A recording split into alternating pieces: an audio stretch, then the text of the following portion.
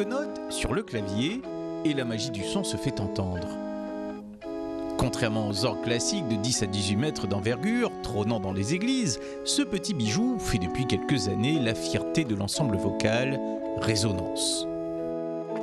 Cet instrument, c'est un orgue positif. Il a quand même quelque chose de très particulier, c'est que c'est le seul unique de la Réunion. C'est le seul orgue à tuyau.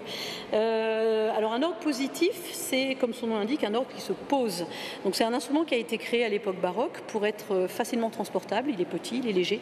Il était souvent placé au niveau du jubé dans les églises et ça permettait à l'organiste d'accompagner les chœurs, tout simplement.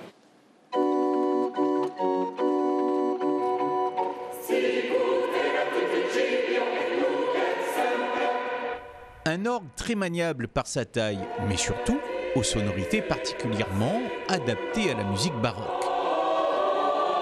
L'époque baroque, c'est une époque de la bizarrerie, une époque du contraste. C'est une époque qui va de 1600 à peu près, enfin 1607 précisément avec la naissance de l'opéra, et qui s'éteint à la mort de Jean-Sébastien Bach, donc 1750.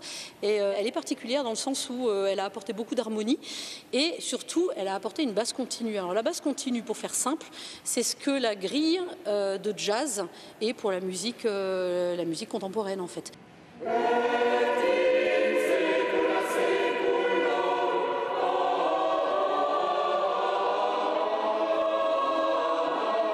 De la beauté, avec une recherche de perfection dans les tonalités et l'harmonisation des pupitres, le tout ponctué d'une pointe d'exubérance.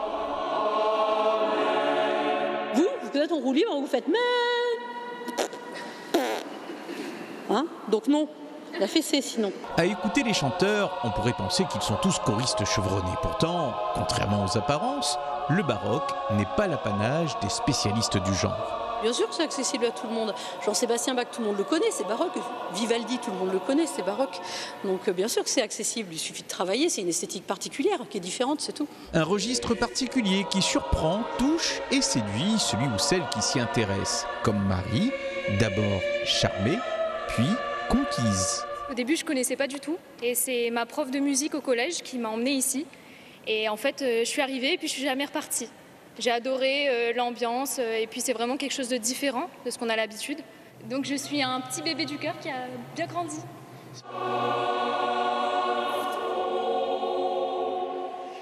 Voilà un an que l'ensemble vocal Résonance s'entraîne tous les mercredis soirs à l'église de Saint-Gilles sur un projet qui résonne dans leur cœur. Au dimanche 28 septembre à 19h, ici même dans l'église de Saint-Gilles, nous ferons un concert unique, accompagné par un orchestre sur instruments anciens du XVIIIe siècle. Et donc il faut vraiment, je crois, pas rater ça.